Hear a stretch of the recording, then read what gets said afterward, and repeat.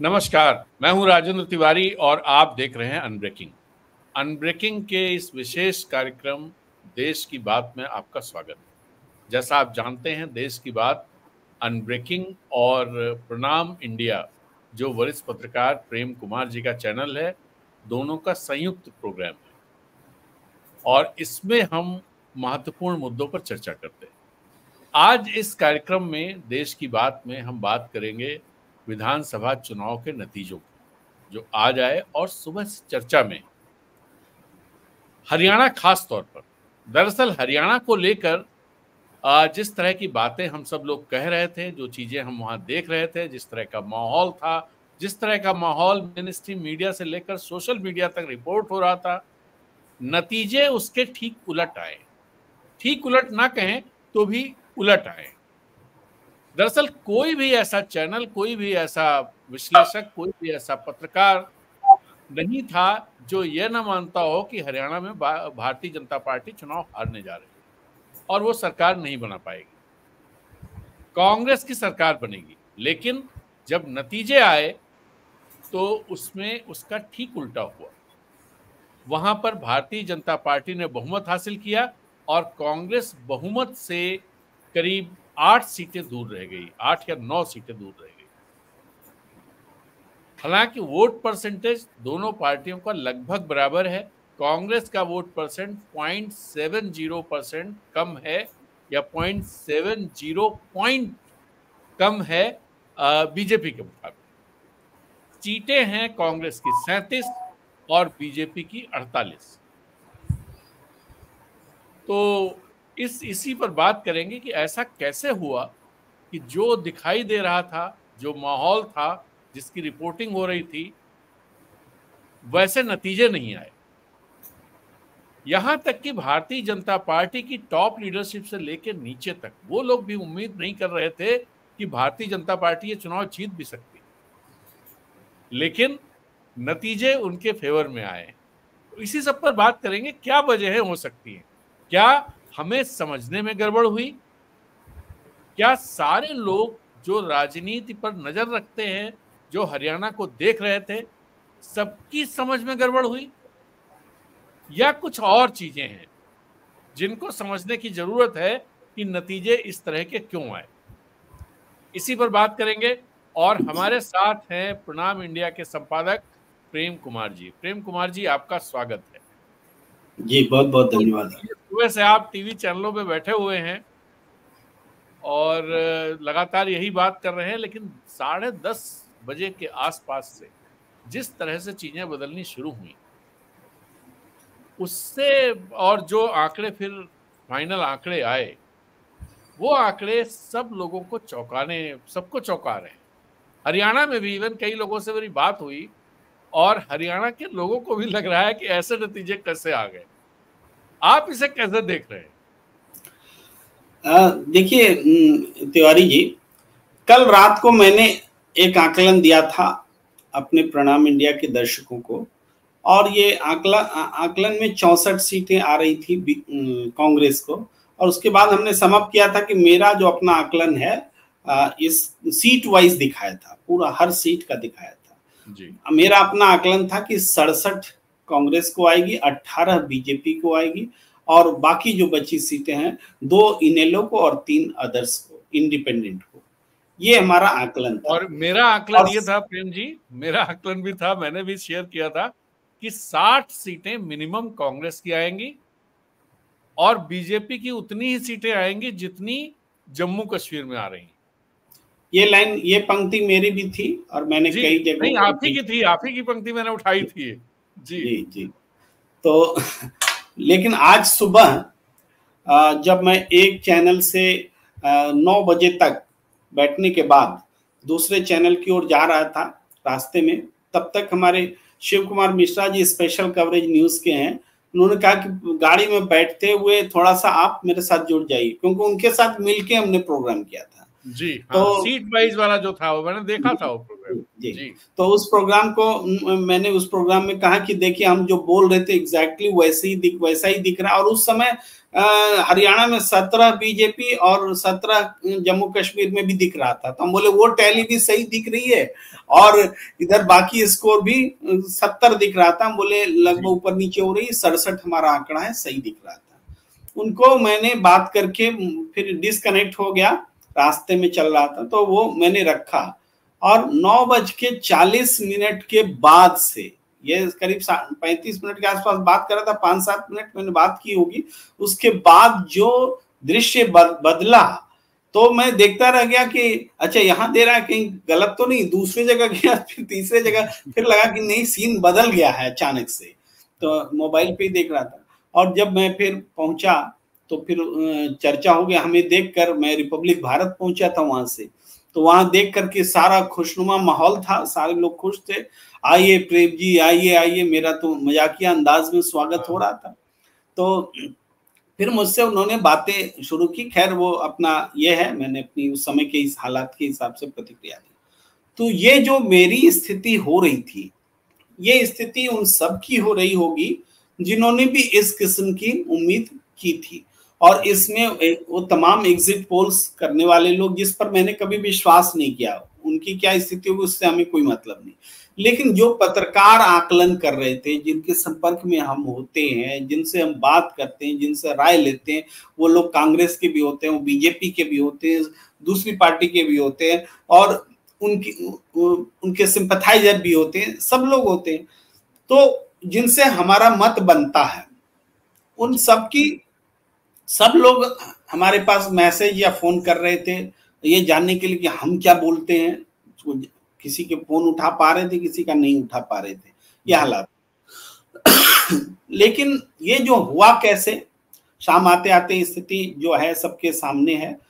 आंकड़ा जो भी 49 का मेरे ख्याल से स्थिर हो गया था, 49 का फिगर, हाँ 48 बीजेपी के लिए, 48 और 37 कांग्रेस का। अंत में रोहतक वाला भी क्लियर हो गया। हाँ, जो इनेलो की 2 और इंडिपेंडेंट 3। तो मैं थोड़ा एक किस्सा गोई से थोड़ा सा आगे आता हूँ चीज पर, कि ये क्यों हुआ, कैसे हुआ, ये सबके लिए विस्मय का विषय है। लेकिन मेरे माइंड में कहीं से कोई गलतफहमी नहीं है। मुझे ये फैसला जिस तरह से कांग्रेस ने कहा कि ये हमें स्वीकार्य नहीं है, कांग्रेस ने कहा, तो वो तो एक राजनीतिक दल है। कांग्रेस ने पूरे करियर में पहली बार किसी चुनाव को अस्वीकार्य बताया है, इससे पहले कभी नहीं बताया था। तो ये बात हुई, और मुझे भी ये स्वीकार्य नहीं लगता।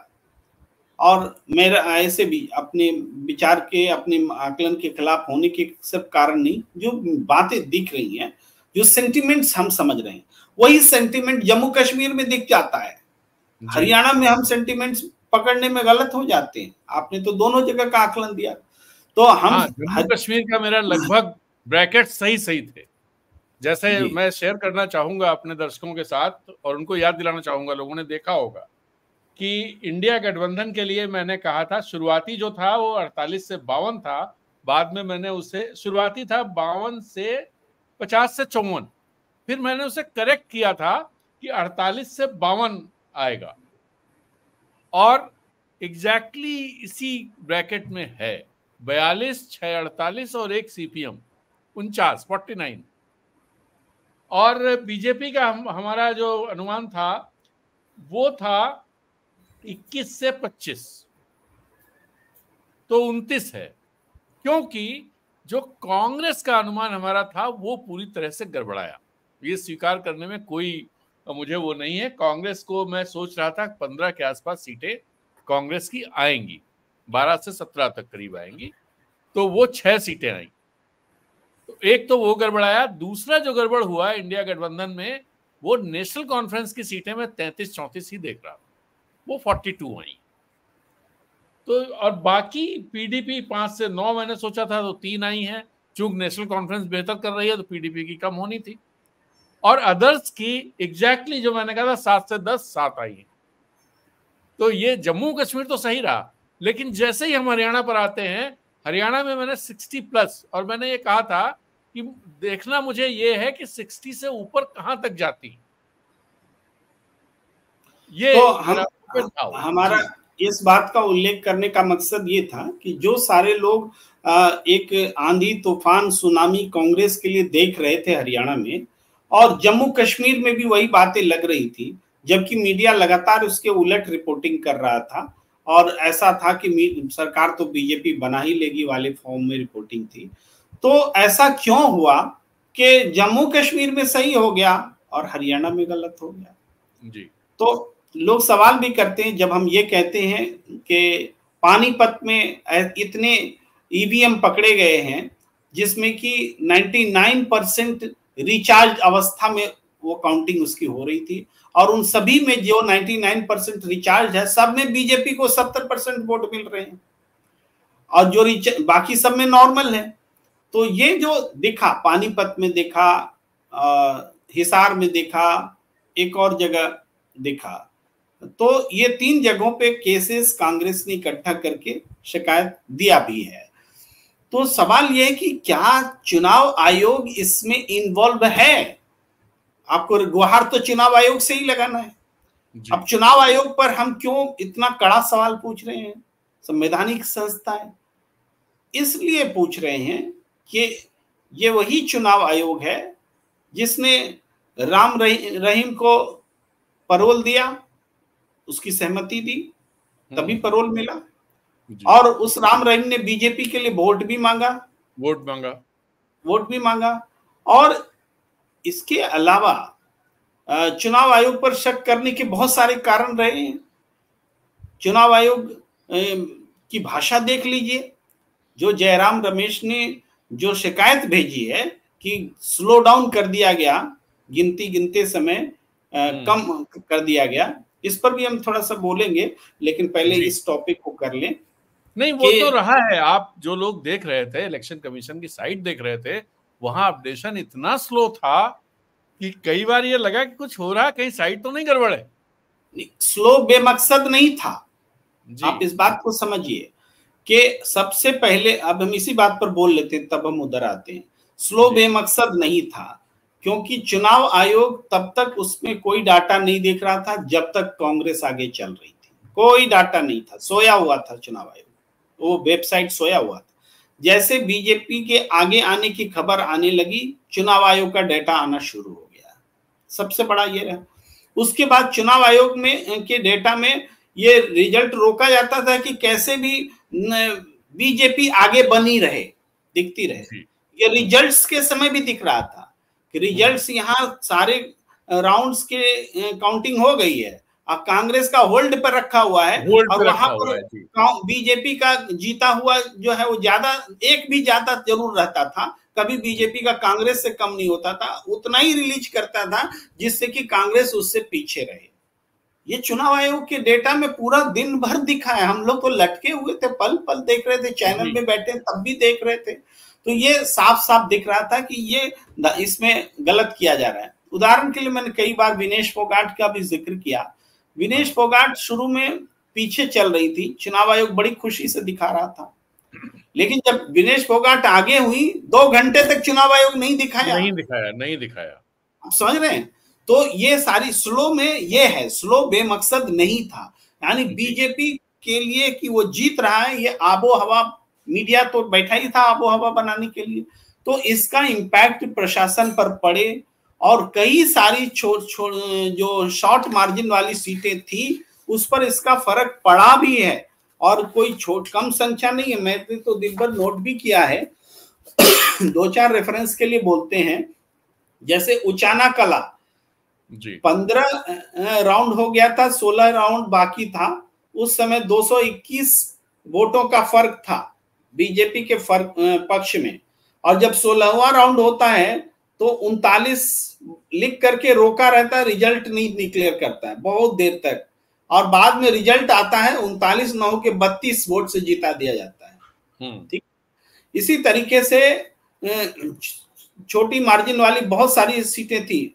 डबवाली की सीट थी जो कि 610 वोटों से मतलब वहां पर बीएसपी डबवाली में 610 वोट से बीएसपी के खिलाफ जीत रहा था, तो उसमें भी इसी तरीके से देरी हुई और बाद में आरती राव, वो डबवाली में आरती राव नहीं है, वो बाद में उसको जिता दिया गया। ये है। और अटेली की सीट जिसमें आरती राव को जिता दिया गया, इसमें भी जो इनेलो का प्रत्याशी था संभवतः यहाँ पे, तो वो बहुत क्लोज मार्जिन में चल रहा था और सबको रोक रोक के डिले कर करके ये काम किया गया है। तो ये मैं 2-4 उदाहरण, बहुत सारे उदाहरण है, मैं पढ़ूंगा तो बेवजह समय जाएगा, बस से मैसेज क्लियर कर लीजिए कि इतने सारे उदाहरण हैं, कम से कम 12-13 उदाहरण ऐसे हैं जो हुआ है। 12-13 सीट पर अगर इस तरह का खेल होगा नहीं तो जुलाना में, तो मैं आपको बताऊं कि मैं बात कर रहा था, वहां एक रिपोर्टर था जो जहां काउंटिंग हो रही थी वहां पे था जींद में, तो उसने पहले बता दिया, उसके 1 घंटे के बाद साइट पर यह चीज आई कि विनेश फोगाट आगे हो गई। साइट पर वहीं पर रोक कर रखा जा रहा था। हाँ। तो इस चीज को अगर हम देखें तो चुनाव आयोग का व्यवहार, जो मैं उस चिट्ठी पर आता हूं जो जयराम रमेश ने लिखी, उसके जवाब में ये फटकार रहे हैं चुनाव आयोग कि आप इल इंटेंशन से 2019 में भी लिखे थे ऐसा, और हमने तब आपको कह दिया था कि ऐसा कुछ नहीं है, और एक बार फिर ऐसे ऐसे शब्द, डांटते फटकारने वाले जो शब्द हैं वो दिखाना पड़ेगा तभी समझ में आएगा, वो लिख करके उसको खारिज कर दिया ये चुनाव आयोग ने। अरे चुनाव आयोग, आप शिकायत का निपटारा करने बैठे हैं कि शिकायती को डांटने के लिए बैठे हैं? आप समझ सकते हैं कि किस तरीके से कैसे कोई जाएगा चुनाव आयोग के पास। तो वो भी बात है। तो चुनाव आयोग के सामने शिकायत करना तो अब बेमतलब ही लगता है, तो ये बात बन गई है। इसलिए हम जब इस चुनाव को ही नहीं स्वीकार कर पा रहे हैं तो हम ये इस बात को कैसे माने कि भाई कुमारी शैलजा नाराज थी इसलिए ऐसा हो गया, हुड्डा ने कुछ ऐसा वैसा किया इसलिए ऐसा हो गया, राहुल गांधी देर से चुनाव प्रचार करने गए इसलिए ऐसा हो गया। अरे ये सब कुछ था तब तो बैलेट पेपर की गिनती में 74 सीट कांग्रेस और 10 सीट पर बीजेपी थी, ये मैक्सिमम वाला फिगर था। 74 पर कांग्रेस और 10 पर बीजेपी, इन सब के बावजूद बैलेट पेपर में था। तो बैलेट पेपर की गिनती से एकदम उल्टा, और वो भी इलेक्शन कमीशन के मतलब ईवीएम की गिनती में। भाई सेंटीमेंट्स ऐसे थोड़े पलट सकता है कि बैलेट पेपर का सेंटीमेंट ऐसा होगा और ईवीएम का सेंटीमेंट ऐसा होगा। सरकारी कर्मचारी या सर्विस वोटर एकदम उल्टा सोचेंगे और बाकी उलट होगा। इसलिए मान लीजिए हो भी सकता है, लेकिन हरियाणा के केस में हम कैसे माने? हम लोग तो खुद देख रहे हैं कि नहीं है। जो बैलेट पेपर का सेंटीमेंट था उससे हम सहमत थे और ईवीएम के सेंटीमेंट से सहमत नहीं थे जो रिजल्ट आ रहे। तो हम ये मानने के लिए तैयार नहीं है कि कांग्रेस की कमियों के कारण ऐसा हो गया कि उनका माइक्रो मैनेजमेंट स्ट्रांग था, कि मोदी का मैजिक चल गया, कि वो केवल गैर जाट एकजुट हो गए, कि किसान पहलवान और इस सब को लेकर के बाकी हरियाणा के लोग उद्वेलित हो गए। ये सारे तर्क जो थे चुप लगा गए थे, कोई नहीं बोल रहा था। सुबह में जब गिनती थी तो सारे लोग बोल रहे थे कि बीजेपी में क्या खामी है, वो गिना रहे थे एंकर भी सुबह में कि भाई क्या हो गया। लोकलाइज्ड पॉलिटिक्स की बात कर रहे थे, सैनी पर छोड़ रहे थे, खट्टर पर छोड़ रहे थे, ये सारी बातें हो रही थी जब तक बैलेट पेपर पर बात चल रही थी। जैसे ईवीएम पर आया तो फिर बीजेपी पर खत्म हो गया और सारी कमियां जो है कांग्रेस की गिनाई जाने लगी। तो ऐसे ये तो विश्लेषण का कोई तरीका ही नहीं होगा ना कि जो जीतता रहेगा उसके साथ हो जाए, जो हारता रहेगा उसका माथा फोड़ दो। ऐसे तो विश्लेषण नहीं हो सकता, लेकिन चीजें ऐसी ही चली हैं। तो मुझे लगता है कि इस बात को समझना पड़ेगा अब कि कैसे कांग्रेस या ऑपोजिशन सत्ता के इन हथकंडों से लड़ाई लड़े। ये हथकंडे करके जीत रहे हैं, कोई ऐसे चुनाव नहीं जीत रहे हैं। मैं और बोलूंगा लेकिन मैं लगातार बोल रहा हूं तो नहीं बिल्कुल सही है। मैं दरअसल इसको एक सवाल आपके सामने रखना चाहता हूं। क्या कांग्रेस, एक सवाल मेरे दिमाग में था और मुझे लग रहा है, मैं मानता हूं कि हाँ कांग्रेस में ये कमी थी।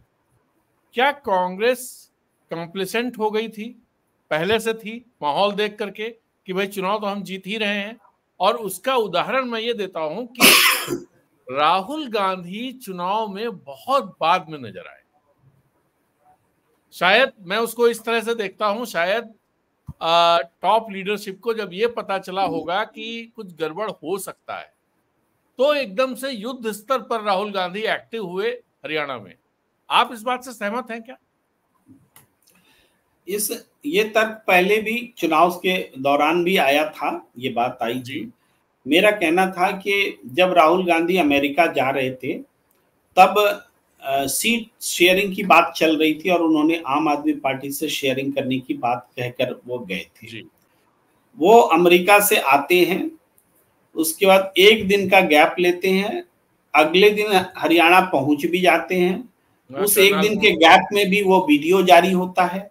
अगले दिन हरियाणा पहुंच करके पूरा माहौल बनाते हैं और उसके अगले दिन से सभा शुरू हो जाती है। तो यहाँ कहां पर गैप है? जबकि इस दौरान जब ये कर रहे होते हैं तो नरेंद्र मोदी विदेश में होते हैं और राहुल गांधी के बयान के खिलाफ एक पूरा प्रोपेगेंडा चलता है। तो वो सारी चीजें एक साथ हो रही थी। तो चुनाव प्रचार जब शुरू हो रहा था, जब सीट शेयरिंग की चर्चा हम इसलिए कर रहे हैं ना कि तब इसका मतलब परवान चढ़ ही रहा था। तो वहां वो आते हैं और उसके बाद इनको जम्मू कश्मीर भी चुनाव प्रचार करते हैं, यहाँ भी करते हैं, अल्टरनेटली एक दो दिनों के अंतर से कभी प्रियंका गई, कभी ये गए, और कभी कोई हरियाणा में, कभी कोई जम्मू कश्मीर में। तो यहाँ पर कोई नहीं, और अंतिम 4 दिन तो इन्होंने झोंक दिया और कहानी पलट गई। तब तो एग्जिट पोल के नतीजे आ रहे थे, तो देरी कहाँ हुई? समय से पहले तो मोदी जी भाग गए चुनाव मैदान से। भाई दोनों बातें ना। तो एक चौंकाने वाली बात है कि आखिर के 3 दिनों में मोदी जी नहीं दिखाई दिए, मोदी जी भाग गए, टॉप लीडर ऐसा सच नहीं दिखाई दिया। अमित शाह, और 3 तारीख को जिस दिन चुनाव प्रचार का आखिरी दिन था, उस दिन हिसार में हिसार या महेंद्रगढ़ में थी शायद, महेंद्रगढ़ में राजनाथ सिंह की सभा थी जो नहीं हो पाई या नहीं हुई, जो भी आप कहिए उसे। आप अनुराग ठाकुर को भी पहुंचना था, वो सभा नहीं हुई।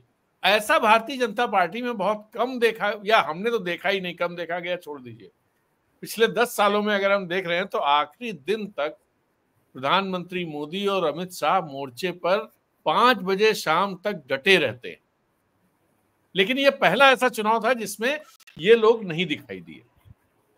एक सवाल और है जो जिस पर भी बात चाहिए कि क्या भूपेंद्र सिंह हुड्डा की कोई इंटरनल पॉलिटिक्स इस तरह की है, जैसी चर्चाएं बीच में हुई थी कि भूपेंद्र सिंह हुड्डा चाहते हैं कि कांग्रेस की सीटें 50 के आसपास ही रहें, जिससे कि लीवर उनके हाथ में रहे। ज्यादा आएंगी तो फिर हाईकमान जो है वो ज्यादा हैवी हो जाएगा। तो क्या कोई ऐसा खेल किया भूपेंद्र सिंह हुड्डा ने जो खेल उनके ही खिलाफ चला गया? ऐसी कुछ घटनाएं भी हैं, कुछ ऐसी जगह भी हैं जहां पर जो भूपेंद्र सिंह हुड्डा का खास है वो निर्दलीय खड़ा है, और उस निर्दलीय को इतने वोट आए हैं कि कांग्रेस का प्रत्याशी तीसरे नंबर पर चला गया। वो अनिल विज वाला उम्मीदवार की चर्चा तो नहीं कर रहे हैं? अनिल विज के सामने नहीं, अनिल विज वाला भी तो अलग, वो भी बड़ा जोरदार है, वो भी बहुत ही, और वो इसी तरह की पॉलिटिक्स का नमूना मुझे नजर आता है। देखिए, ये सारी चीजें हर चुनाव में 1-2 सीटों पर होती हैं, स्पर्धी के खिलाफ होती हैं, बहुत सारी चीजें होती हैं। ये बात मैंने आपके साथ ही बातचीत में रखी थी कि आमतौर पर जो श्रूड पॉलिटिशियन होते हैं, पॉलिटिक्स कुछ इस तरह से भी प्लांट कर देते हैं जिसमें कि उसको लगे कि अलाकमान हमारे ऊपर डिपेंडेंट रहे, ऐसा न हो कि हमसे स्वतंत्र हो जाए, तो जीत का आंकड़ा भी उतना ही रहे कि हम जो चाहे नेतृत्व से करा सके। तो ये काम भी करता है। ये मैंने जनरल टेंडेंसी ऐसा भी होता है। मैं आपको एक उदाहरण, और दिलचस्प उदाहरण है, 2008 का चुनाव था मध्य प्रदेश का। मैं उस समय इंदौर में भास्कर का संपादक हुआ करता था। चुनाव कांग्रेस हार गई। वो चुनाव, माहौल बड़ा अच्छा था। दिग्विजय सिंह ने दरअसल चुनाव हारने के बाद यह तय किया था कि 10 साल तक वो कोई भी पद नहीं लेंगे और कोई चुनाव नहीं लड़ेंगे, जब वो 2003 में हारे थे, 2004 में। तो ये जो 2008 का चुनाव था, दिग्विजय सिंह ने, हमने वो रिपोर्ट कराई थी, दिग्विजय सिंह ने 31 उम्मीदवार खड़े कराए थे जो निर्दलीय थे, जो दिग्विजय के लोग थे। और कांग्रेस को हराने का काम उन उम्मीदवारों ने किया, और उसके पीछे वजह यह थी, दिग्विजय नहीं चाहते थे कोई दूसरा लीडर यहाँ खड़ा हो। वो तो अपने शपथ से बंधे हुए थे 10 साल तक, मुझे कुछ करना नहीं है, ना चुनाव लड़ूंगा ना कोई पद लूंगा। तो कोई दूसरा नहीं खड़ा हो पाया, इसलिए पार्टी ही नहीं खड़ी हो, अगर मान लीजिए सत्ता में आ जाए तो उनके लिए दिक्कत आगे के लिए। तो ऐसी चीजें भी बड़ी दिलचस्प किस्से हैं इस तरह के। आप सही कह रहे हैं। देखिए, ये मैंने एक जनरल बात कही थी, मगर हरियाणा में ये लागू होता है, इसके कोई हम इसलिए नहीं इस पर जोर देते या मानते, क्योंकि हम सब उन सब तथ्यों को जानते हुए भी मान रहे थे कि इस बार पूरी बयार जो है सत्ता परिवर्तन की है जी।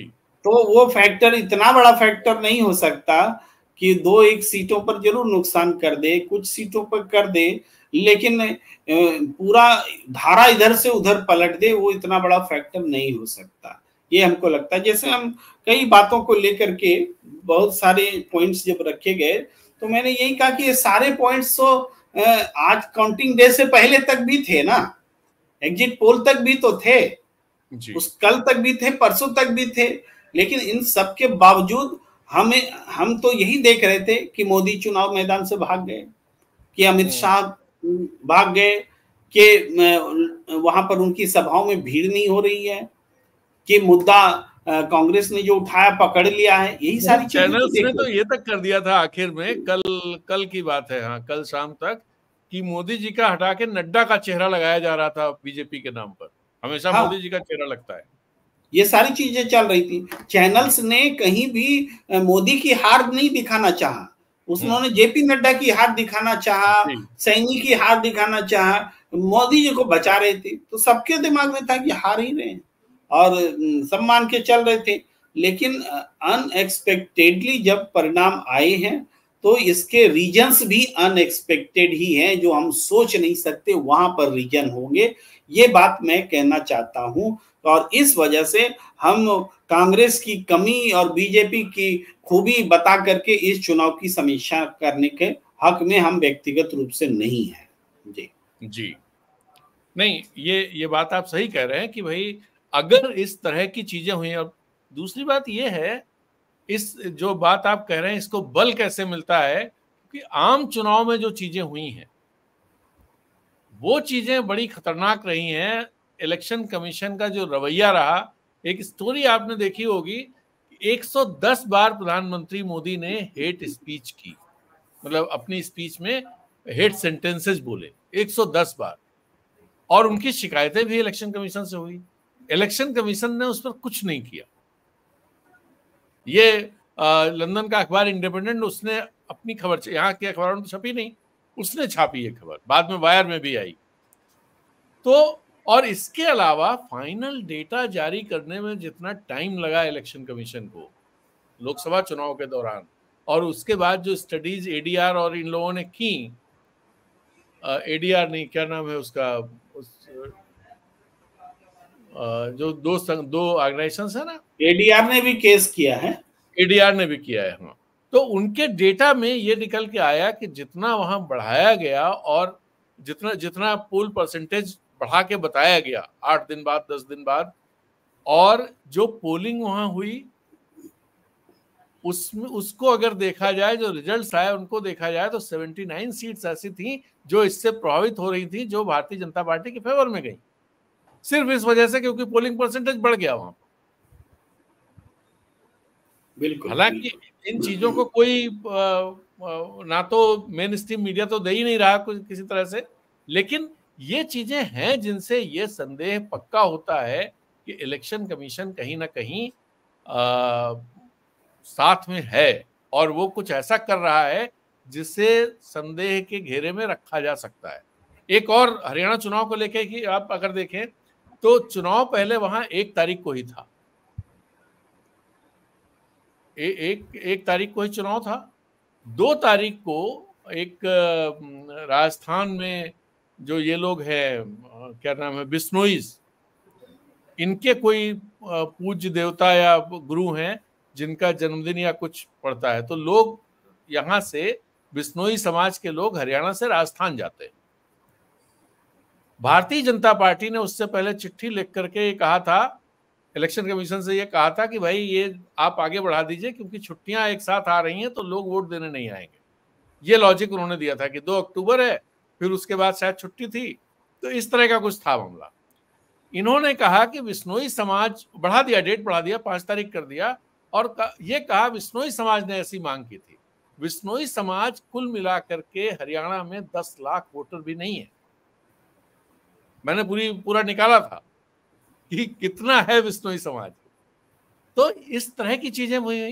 इसके अलावा आप देखिए हिमाचल गुजरात का चुनाव, वो तो बहुत जबरदस्त एग्जाम्पल है कि आप पोलिंग डेट्स हिमाचल की घोषित कर देते हैं और हिमाचल और गुजरात दोनों की काउंटिंग डेट घोषित कर देते हैं, लेकिन गुजरात की पोलिंग डेट घोषित नहीं करते हैं। जब पोलिंग डेट घोषित नहीं करते हैं तो वहां पर आचार संहिता नहीं लगती। ये पिछले चुनाव में भी हुआ, इससे पहले वाले चुनाव का याद करिए, उसमें भी यही हुआ था। और एक बात है, इधर चुनाव आयोग से अलग अगर हम देखें, जिस बीजेपी सरकार के मंत्रिमंडल के 9 सदस्य चुनाव हार गए हैं, 9 मंत्री चुनाव हार गए, तो आप समझिए जनता का गुस्सा कितना ज्यादा रहा होगा। तो जिसके 9 मंत्री हार जाएं, वो सरकार इतना बड़ा बहुमत कैसे ला सकती है? कैसे हम मान लें इस रिजल्ट को? जी। ये सवाल भी उठता है। तो इस कारण से अविश्वास के बहुत कारण हैं, इस परिणाम पर विश्वास नहीं करने के बहुत कारण है। मुख्यमंत्री पहले तो पीछे भी चले, बाद में फिर वो आगे बढ़ गए, और फिर पता नहीं, मुझे ठीक याद नहीं आ रहा है, लेकिन अच्छे खासे अंतर से वो भी जीते। हाँ, अच्छे अंतर से जीते हैं जी। तो आप ये समझिए, मंत्री हार रहे हैं, मुख्यमंत्री भी पीछे चले, और हाँ, इन लोगों ने विनेश फोगाट को हराने के लिए कम कोशिशें नहीं की, बहुत सारी कोशिशें की, किसी तरह से हराया जाए। पैरेलल में जो खड़ा था उसको मदद, उसके बाद विनेश फोगाट की घेराबंदी, चुनाव के दिन, काउंटिंग के दिन कैसे पीछे रहे, आगे हो तो रिजल्ट मत आने दो, लेकिन विनेश फोगाट ने फिर भी 3-4 हजार के अंतर से ही, लेकिन शानदार जीत कह सकते हैं, क्योंकि बहुत संघर्ष से ये जीत मिली है, ये कह सकते हैं। अब सवाल ये उठता है कि अगर इन नतीजों पर सवालिया निशान लगा है, अगर आप इसको इस तरह से देखें, हरियाणा के लोगों ने जिस तरह का जो माहौल वहां था, हरियाणा के लोगों ने ही बनाया था, उन लोगों ने वोट किया, और उसके बाद अगर इस तरह के नतीजे आए जो हमने वोट किया वैसे नतीजे नहीं आए, इसका असर क्या होगा? जैसे मुझे याद है जम्मू कश्मीर, हालांकि वो उदाहरण हरियाणा से आप उसको मैच नहीं करा सकते, वो अलग स्थितियां बिल्कुल हैं। 87 का जो चुनाव हुआ था जम्मू कश्मीर में, उस चुनाव में इस तरह की चीजें हुई थी कि लोग जिसको वोट करके आए वो जीता नहीं। जो आदमी आखिरी राउंड में 4000-3000 से जीत रहा था, जब चुनाव घोषित हुए तो उसे हारा घोषित कर दिया गया, और जो उसके साथ काउंटिंग एजेंट वगैरह थे उन सबको हिरासत में ले लिया गया। हालांकि यहाँ उस तरह का मामला नहीं है, लेकिन इस तरह की चीजों की वजह से वहां के लोगों का भरोसा, चूंकि वो विशेष परिस्थिति वाला राज्य था, तो वहां के लोगों का एक गुस्सा अलग तरह से सामने आया। और उसमें आपको उदाहरण के तौर पे मैं बताऊं, जब इस तरह से चोरी होती है वोट की, तो कहां तक चीजें पहुंच सकती हैं। सैयद सलाउद्दीन जो हिजबुल का सुप्रीम कमांडर है, वो श्रीनगर का रहने वाला है, स्कूल मास्टर था, वो भी इलेक्शन लड़ा था 87 वाला। और उस जो मैं किस्सा बता रहा हूं, ये उसी के साथ हुआ। ये आखिरी राउंड में 3-4 हजार वोट से आगे था, हिरासत में सब ले लिए गए, और फिर चुनाव घोषित हुआ, परिणाम घोषित हुए, और उसको हारा हुआ कर दिया। और ये किस्सा किसी और ने नहीं बताया मुझे। उनके एक पोलिंग एजेंट थे, काउंटिंग एजेंट, जो कश्मीरी पंडित थे, वो भी टीचर थे। वो उधमपुर के एक विस्थापित कैंप में रहते थे। जब मैं वहां था तो उनसे मेरी अच्छी खासी बातचीत होने लगी थी। तो मैंने उनसे, वो गीता का प्रवचन करते थे, तो मैंने उनसे पूछा गीता प्रवचन कैसे करने लगे आप? तो उन्होंने अपनी कहानी बताई पूरी। उस कहानी में ये भी बता गए। तो वहां ठीक है, जम्मू कश्मीर अलग मामला है, लेकिन अगर ऐसी चीजें होंगी बड़े स्तर पर, तो डेमोक्रेसी क्या दिशा लेगी और लोग क्या दिशा लेंगे? क्या क्या चीजें आपको नजर आती हैं? देखिए, दो ही चीजें होती है ऐसे में, या तो गुस्सा भड़कता है या तो अविश्वास होता है। जी। और ये अविश्वास की धारा भी दो तरह से हो सकती है। एक तो सरकार से अविश्वास, लोकतंत्र से अविश्वास, ये होगा। और दूसरा ये भी हो सकता है कि कांग्रेस की बश की बात नहीं है, ये भी हो सकता है। अगर विकल्प मिले किसी को तो ये भी सोच सकते हैं कि कांग्रेस नहीं लड़ पाएगी, वो नहीं कर पाएगी। तो ये जो खतरा है ना, ये बड़ा खतरा है कि कहीं लोग कांग्रेस से निराश न हो जाए कि इसकी क्षमता जो है बीजेपी के साम दाम दंड से लड़ने की नहीं रही। हालांकि जब तक राहुल गांधी जैसा लीडरशिप है ऐसा नहीं होगा, हमको लगता है। बीजेपी तो यही करने की कोशिश कर रही है। बिल्कुल बीजेपी तो यही करने की कोशिश कर रही है कि कांग्रेस पूरी तरह से उसको इस तरह से प्रस्तुत कर दिया जाए कि वो लड़ नहीं सकती है। ये कांग्रेस वाले हैं, कुछ नहीं कर सकते। इसका साइकोलॉजिकल इफेक्ट जो है इमीडिएटली महाराष्ट्र पे पड़ सकता है, झारखंड पे पड़ सकता है। तो महाराष्ट्र को अब हर हाल में जीतना पड़ेगा अपोजिशन को, वहां पर ऐसी गलती नहीं हो। तो यहाँ एक बात है कि महाराष्ट्र में शरद पवार, उद्धव ठाकरे जैसे नेता हैं और यहाँ पर अकेली कांग्रेस है। कांग्रेस को के खिलाफ बीजेपी कुछ भी कर देती है और कांग्रेस उसका प्रॉपर जो है रिटेलिएशन जो होता है वो नहीं दे पाती है। लेकिन वहां पर जब जुड़ करके रहती है तो कांग्रेस जवाब देती है। तो हमें लगता है कि महाराष्ट्र में ये चीजें करना थोड़ा मुश्किल होगा। महाराष्ट्र को बचाया जा सकता है, लेकिन अब ये हल्ला तो होगा ही कि महाराष्ट्र भी नहीं जीत पाएंगे बोल के होगा। जो मोदी पीठ दिखा के भाग गए चुनाव मैदान से, वो मोदी मैजिक का शोर पीटेगा और होगा कि महाराष्ट्र में भी मोदी ये कर सकते हैं। तो इस तरीके से इसका चुनाव में असर पड़ता दिख रहा है। लेकिन ये चुनाव हरियाणा की जनता को अभी देखेंगे कुछ दिन में कि वो क्या रिएक्ट करती है, कैसे रिएक्ट करती है, क्योंकि ये तो ऐसी घड़ी है, ऐसे में लोग सड़क पर निकल आते हैं, ऐसा भी रिएक्शन होता है। तो लेकिन एक चीज और मेरे दिमाग में आ रही है कि अगर इस तरह से चीजें चलती हैं तो क्या जो जो हम लोग बात करते रहे हैं कि जबरदस्त इकोनॉमिक डिस्ट्रेस है नीचे और सोशल डिस्ट्रेस भी है, इससे लोग परेशान हैं, तो क्या वो परेशानी भूल करके इसमें वो हो जाएंगे कि कांग्रेस लड़ नहीं सकती है और भारतीय जनता पार्टी, इसलिए भारतीय जनता पार्टी को वोट देना चाहिए? जब क्या होता है उसमें उदासीन होकर लोग घर बैठ जाते हैं और उसका फायदा सत्ताधारी दल को मिलता है। जैसे सत्ता से जब कोई निराश होता है तब भी घर में बैठते हैं जब अपोजिशन उम्मीद नहीं जगा पाता है, ऐसा भी तो होता है। तो हर तरह प्रतिक्रियाएं संभव हैं, हो सकती हैं। लेकिन ये जो समय बीता है ये कांग्रेस के लिए बहुत कठिन समय है। कांग्रेस ने ये सही किया कि कहा कि हम इस चुनाव को नहीं स्वीकार करते। उन्होंने वो फाइट देती तो कम से कम दिख रही है। जो काम मध्य प्रदेश के चुनाव के तुरंत बाद करना चाहिए था, मुझे ट्वीट याद आता है दिग्विजय सिंह का ही, दिग्विजय सिंह का जी, उन्होंने ट्वीट किया था और पूरे चुनाव पर संदेह जताया था, ईवीएम का सवाल उठाया था बहुत, लेकिन उनको पार्टी का साथ नहीं मिला था। ये बात भी है। कुछ वकील, कुछ सोशल एक्टिविस्ट लोगों ने मूवमेंट बनाया और एक मूवमेंट बना भी, मगर अब कांग्रेस चूंकि पूरे एकदम राहुल बनाम मोदी वाली लड़ाई हुई इसमें हरियाणा में, और इस लड़ाई में एक तरह से जंघा परवार करना जो बोलते हैं, अनैतिक तरीके से राहुल गांधी को परास्त किया गया है, जिसमें जो मान लीजिए मल्ल युद्ध हो रहा है तो मल्ल युद्ध का जज ही उनके साथ खड़ा हो गया। तो बेचारा दो में से एक योद्धा क्या करेगा, उसकी हार होगी और वो हार हुई है। और ये इसमें ये हार राहुल गांधी की हार माननी पड़ेगी किसी भी तरीके से।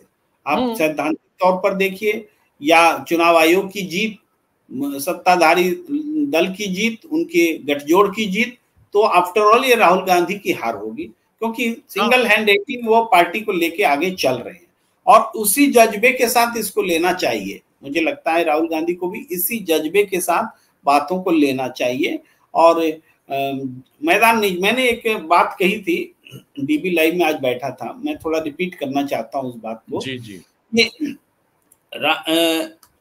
कांग्रेस की हालत हरियाणा चुनाव के बाद विनेश फोगाट की तरह हो गई है, जो जब वो ओलंपिक से मेडल नहीं जीतकर लौटी थी।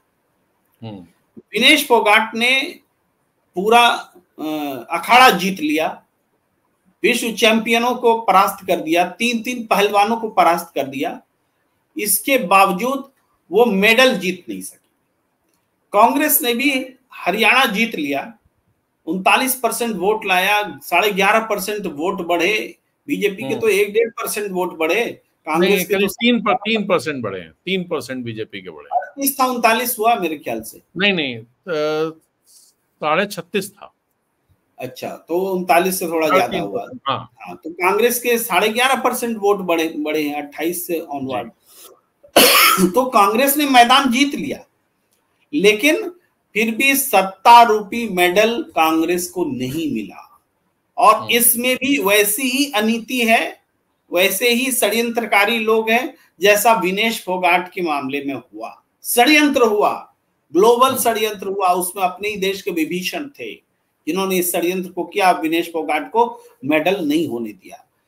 तो कांग्रेस, विनेश फोगाट ने अपनी उस निराशा को, उस हताशा को, उन आंसुओं को जनता से छिपाया, अपने आप को संभाला, और वो कहां गई? कांग्रेस के पास आई, प्रियंका गांधी के पास आई। प्रियंका गांधी ने उनको एक तरह से संभाला, पहले भी संभाला था, जब वो लड़ रही थी, पहलवानी कर रही थी, तब भी संभाला था और मेडल खेलने के लिए प्रेरित हुई, ये बात उन्होंने बताई भी है। तो उसके बाद ये उन्होंने एक नई राजनीति शुरू की, विनेश फोगाट ने नई धारा शुरू की, वो राजनीति का रास्ता था। और यहां से आकर के उनका मकसद भी यही था, बताया गया है सार्वजनिक रूप से, कि हम महिलाओं के लिए संघर्ष करें, इसलिए राजनीति में आए हैं। तो उस संघर्ष को बढ़ाने के लिए उन्होंने एक अलग रास्ता निकाला और सक्सेसफुली निकाला विनेश फोगाट ने। अब कांग्रेस क्या हरियाणा से निकल करके कोई सक्सेसफुली रास्ता राहुल गांधी के लीडरशिप में या कांग्रेस में, जैसे भी बोलिए, वो विनेश फोगाट की तरह निकालती है या नहीं? क्योंकि विनेश फोगाट ने तो कांग्रेस से सीख लिया, कांग्रेस को अपने आप को फिर से पाने के लिए, क्योंकि विनेश फोगाट ने फिर से हासिल किया है संघर्ष क्षमता अपने आप में। अब कांग्रेस अपने आप में संघर्ष क्षमता विनेश फोगाट की तरह कैसे हासिल करे, ये बड़ी चिंता का भी है और सोचने का भी विषय है कांग्रेस के लिए। विनेश फोगाट उसके लिए आइडियल हो गया है कांग्रेस के लिए, ये मैं अपनी तरह से बोल रहा हूं। नहीं, ये आपने बहुत अलग तरह से और एक नए एंगल में चीजों को रखा है। एक सवाल और उठता है, वो सवाल ये बार बार ये कहा जाता है, मैं भी कहता हूं, कि कांग्रेस में उस तरह के पॉलिटिकल अक्यूमेंट वाले लोग नहीं हैं जैसे होने चाहिए या जैसे पहले हुआ करते थे। चाहे वो अर्जुन सिंह रहे हों या ऐसे एक लंबी लिस्ट आप निकाल सकते हैं ऐसे नामों की, आखिर में अहमद पटेल। तो कोई ऐसा व्यक्ति नहीं है। आपको भी लगता है क्या कोई ऐसा व्यक्ति नहीं है, ऐसे व्यक्ति की कमी है? और ऐसा व्यक्ति हो तो शायद कांग्रेस बहुत सारी चीजों को बेहतर तरीके से उनसे निपट सके। देखिए, कांग्रेस ट्रांजिशनल फेज में है जी। मतलब एक धारा से दूसरी धारा में आ रही है, विचारधारा भी बदल रही है कांग्रेस की, और कांग्रेस के विपक्ष में रहने का तरीका भी विपक्ष वाला हो रहा है। पहले कांग्रेस हमेशा सत्ता में जीती रहती थी जी। तो उनको मैनेजर चाहिए होते थे, धनाढ़ लोग चाहिए होते थे, जमींदार लोग चाहिए होते थे, वो उस समय किस्म के थे। आज कांग्रेस को वैसे व्यक्ति की जरूरत नहीं है। आज की कांग्रेस को संघर्ष की धारा में कौन आ सकता है, वरना ऐसे लोग तो मिल जाएंगे, लेकिन कब इधर से उधर हो जाएंगे कोई नहीं जानता है ना। कांग्रेस में सारे नेता समय के हिसाब से बदलते भी तो थे। अपनी अर्जुन सिंह का नाम लिया, वो खुद पार्टी बना लेते थे, राजीव गांधी से निराश होते थे। पी चिदम्बरम खुद पार्टी बना लेते थे, सब लोग तो यही किए हैं। तो आज वैसे नेताओं की जरूरत नहीं है। आज जरूरत है संघर्षशील नेताओं की, जो पार्टी बदल रही है ना, अपना स्वरूप बदल रही है। अब बुजुर्ग लोग भी रिटायरमेंट के फेज में है। नया खून चाहिए पार्टी को, और नया खून आता रहे, बनता रहे, उस फेज से कांग्रेस गुजर रही है। और 10 साल बीते हैं, पिछले 3 साल से राहुल गांधी ने पूरी पार्टी को चेंज किया है। तो हमें लगता है ये जो टाइम लेता है खून बदलना जिसको बोलते हैं, तो डायलिसिस भी बोल सकते हैं खून बदलने का जो है, या जो भी भाषा इसको दें, तो उसमें थोड़ा टाइम तो लगता है। तो उसी का ये की प्रक्रिया थी हरियाणा हासिल करना, जिसमें एक बाधा पहुंची है। जम्मू कश्मीर एक बहुत बड़ी उपलब्धि है, जम्मू कश्मीर कोई छोटी उपलब्धि नहीं है। जम्मू कश्मीर की सियासत में अब देखिए उसकी कुर्बानी देनी पड़ी है कांग्रेस को। बार बार बीजेपी जम्मू कश्मीर में की सियासत को ये रंग देती है कि हमको उसका वोट, मन में सोचती है हमको उसका वोट नहीं चाहिए, इससे केवल नारा चाहिए हमको, और उससे वो हिंदू मुसलमान का नारा उठा लेती है। अभी भी क्या कर रही थी कि हम हिंदू मुख्यमंत्री बनाना चाहते हैं, तो जम्मू कश्मीर के लोगों के लिए थोड़े कह रही है, वो शेष भारत के लिए कह रही है, भारत के लिए कह रही है जी। वहां वोट बैंक देखती है वो जम्मू कश्मीर के बारे में। और जब कांग्रेस इस गलत के खिलाफ खड़ी होती है, तो जम्मू कश्मीर में पॉपुलर भले हो जाए, शेष भारत में वो उसको नुकसान उठाना पड़ता है। तो देखिए कितना मतलब एक्शन भी है, उसका रिएक्शन है, दोनों का फायदा बीजेपी को है।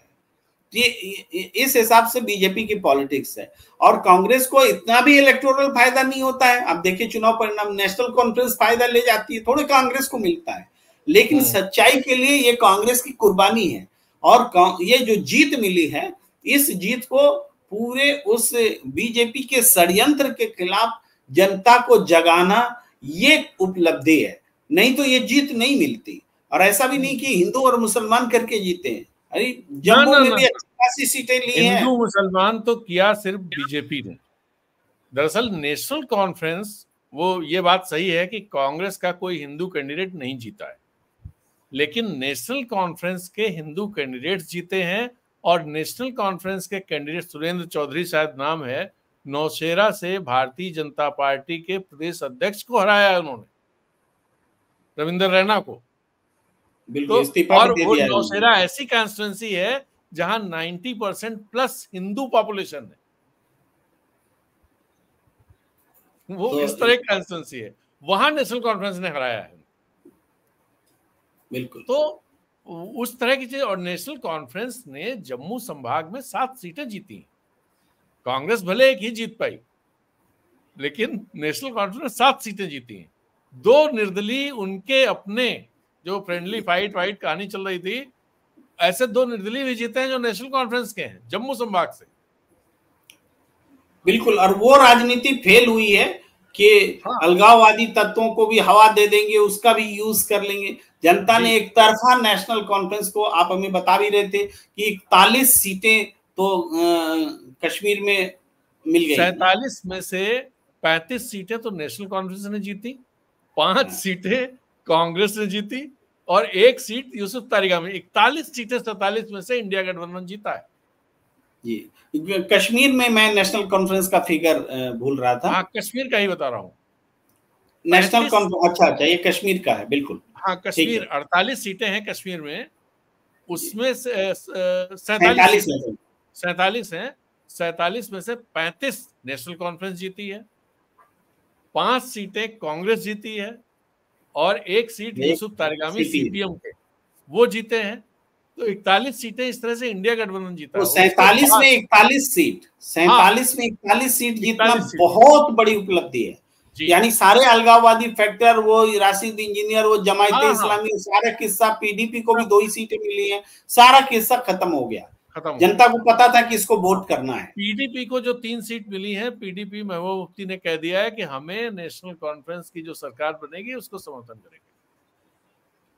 तो ये बहुत बड़ी बात है, ये बहुत बड़ी बात है। बीजेपी की डिविजिव पॉलिटिक्स के खिलाफ लोग यूनाइट हुए हैं, जम्मू की भी जनता और कश्मीर की भी जनता। ये कांग्रेस के लिए एक इंपॉर्टेंट जीत है। हरियाणा की हार जो है उससे कम महत्व नहीं रखता है जम्मू कश्मीर की जीत। ये बात, क्या आपको ये लगता है कि हरियाणा की हार से कांग्रेस की जो ट्रांजिशन की जो बात आप कर रहे हैं, वो प्रोसेस और तेज हो जाएगी या स्लो पड़ेगी वो प्रोसेस? नहीं, मुझे लगता है कि तेज होगी, क्योंकि सामने महाराष्ट्र का चुनाव है।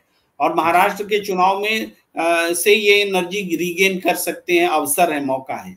अगर महाराष्ट्र के और झारखंड के चुनाव में भी कुछ वैसा ही हो गया, तब तो आप जो बात कह रहे हैं फिर उसके चांसेस बढ़ जाएंगे, फिर बहुत बड़ी निराशा में अपोजिशन चला जाएगा, ये हमें लगता है। लेकिन महाराष्ट्र से वो रिगेन कर सकते, जो जैसे बीजेपी ने हरियाणा में चाहे जैसे भी जीत हासिल की हो, उसने 240 का जो एक उसके ऊपर में चस्पा हुआ, एक जिससे वो उबर नहीं पा रहे थे, उससे उन्होंने निजात पाने के लिए एक मतलब ठंडक पहुंची है इस जीत से। हाँ, हरियाणा के नतीजों से थोड़ा उनसे भारतीय जनता पार्टी को, और आज प्रधानमंत्री मोदी थे भी, अपने कार्यालय पहुंचे, वो मतलब हेड ऑफिस जो भाजपा का है, और वहां से नेशनल कॉन्फ्रेंस को उन्होंने संकेत भी दिए, क्योंकि उन्होंने नेशनल कॉन्फ्रेंस को बधाई दी है कि उन्होंने कश्मीर में बहुत अच्छा किया है।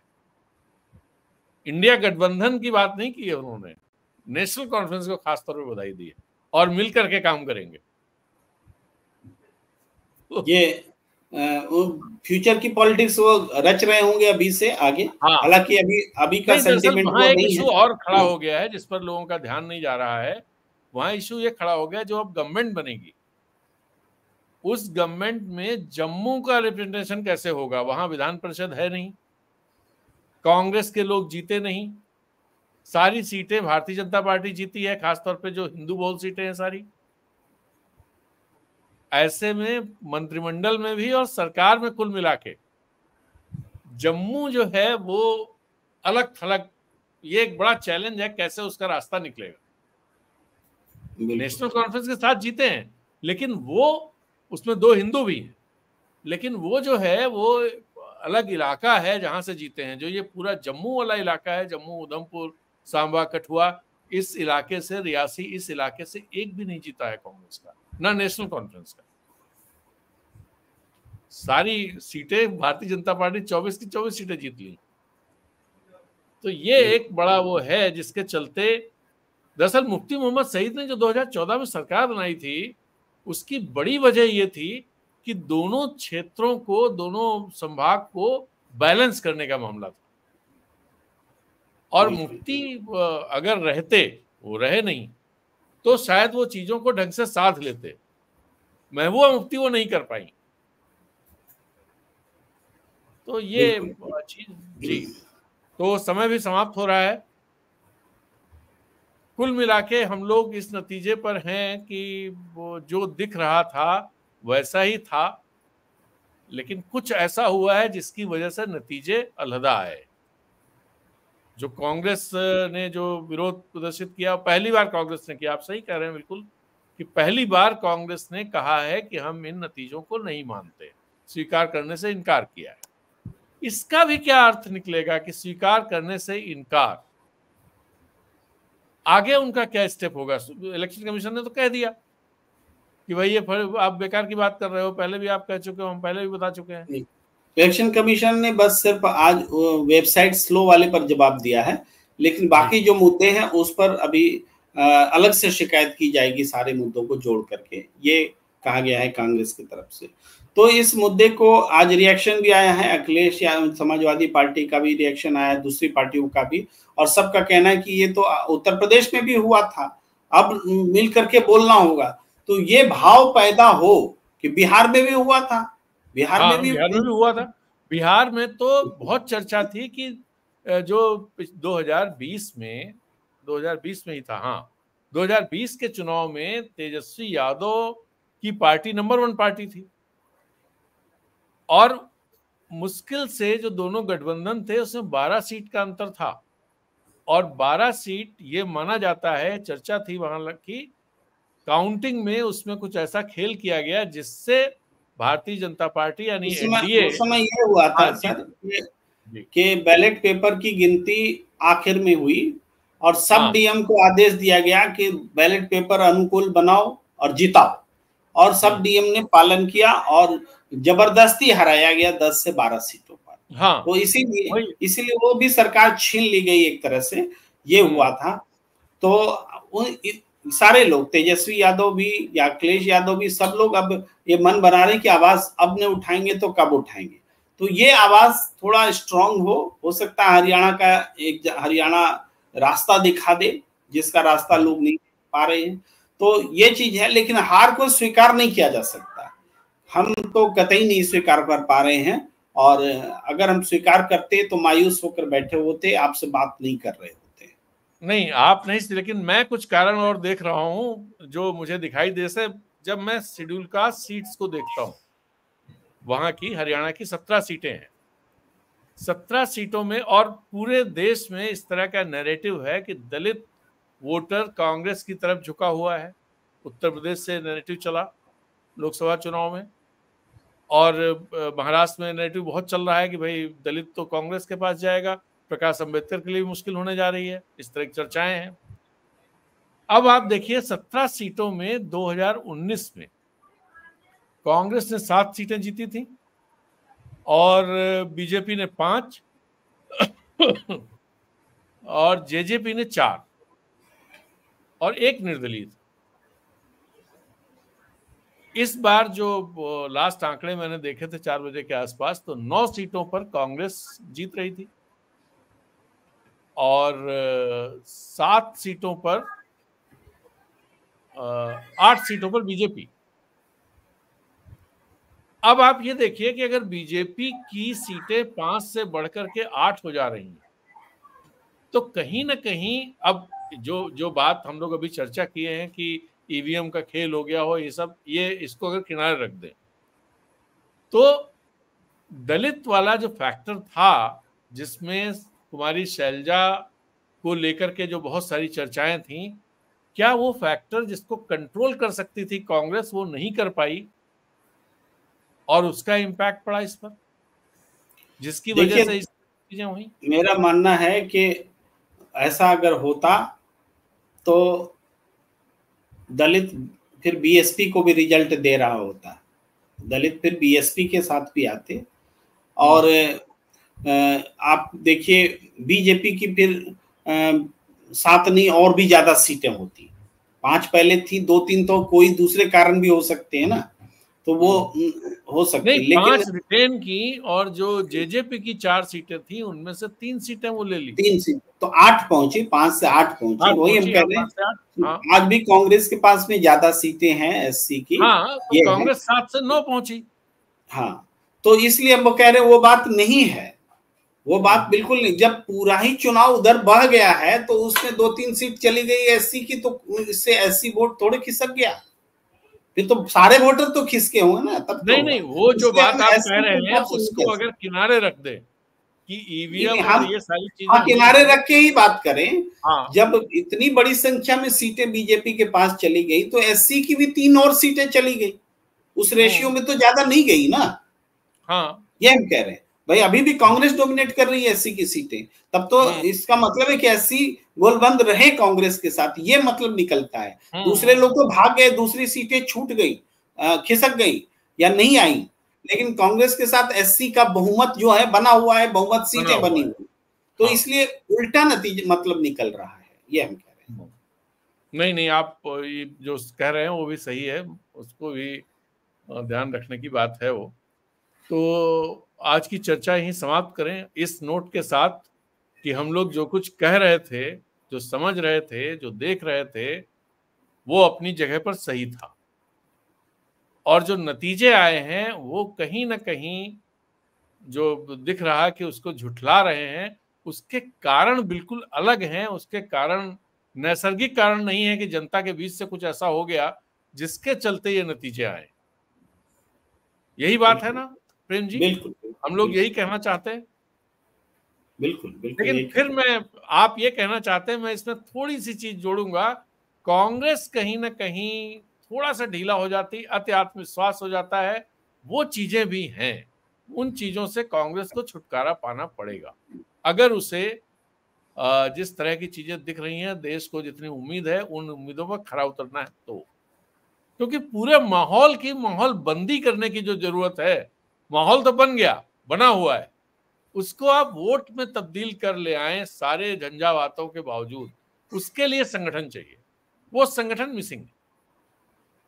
एक बड़ी दिक्कत कांग्रेस की ये है, जम्मू में भी यही हुआ, जम्मू में क्या हुआ कि जब चुनाव शुरू सर हुए, यहाँ पर फिर हम एक आपको ऑब्जेक्शन देंगे जी भाई, तेलंगाना में कौन संगठन था? संगठन तो जरूरी होता है। आम आदमी पार्टी का कौन संगठन था पंजाब में कि उठा ले गए, पूरे के पूरा स्वीप कर दिया?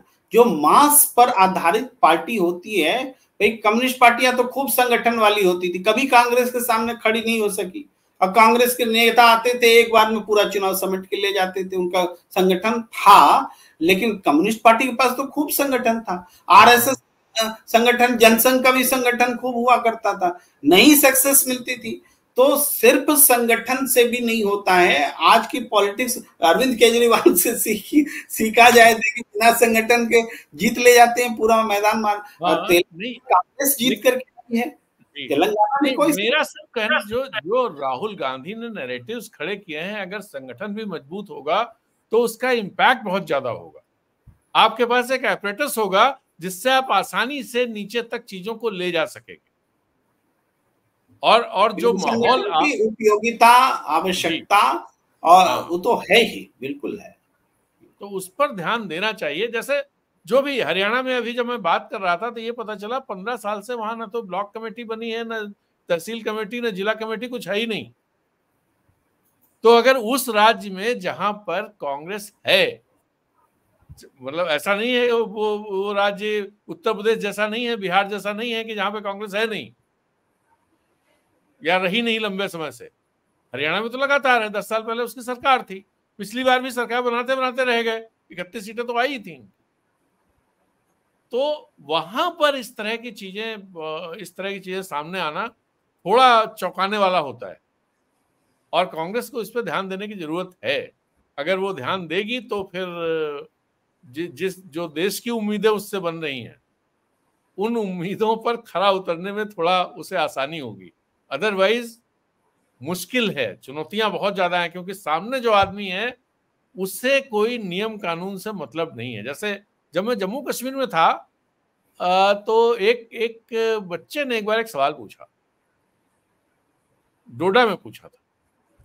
उसने ये कहा कि आप सब मानव अधिकार की बात करते रहते हैं, पुलिस वालों के लिए, इसके लिए, उसके लिए, और ये लोग मार के चले जाते हैं तो कोई बात नहीं करता है, तो कहा है कि मानव अधिकार। सवाल बड़ा जायज लगता है ये, तो ये बात तो सही है कि पुलिस के लिए मानव अधिकार हैं, फौज के लिए मानव अधिकार हैं, और वो लोग आते हैं और किसी को भी मार देते हैं, तब तो आप मानव अधिकार नहीं करते बात। और ये किसी गलती से भी कुछ हो जाए तो मानवाधिकार की बात करते हैं। तो वही अंतर है कि भैया उनके लिए कोई नियम कानून है ही नहीं ना, वो तो मानते ही नहीं कुछ। आपके लिए आपने अपना संविधान बनाया है, आपने अपने नियम कानून बनाए हैं, उनसे आपको चलना है। तो ये चुनौती यहां भी है कि अगला तो कोई साम नाम दंड भेद वाला मामला है कि जहां जो चले वो चलाओ, बाकी सब किनारे कर दो। तो चुनौती बड़ी है। तो चलिए सर, आज की बात यहीं समाप्त करते हैं और फिर मिलेंगे शनिवार को इसी कार्यक्रम में रात को 10 बजे। तब तक के लिए शुभ रात्रि, गुड नाइट, शब्बा खैर, जय हिंद।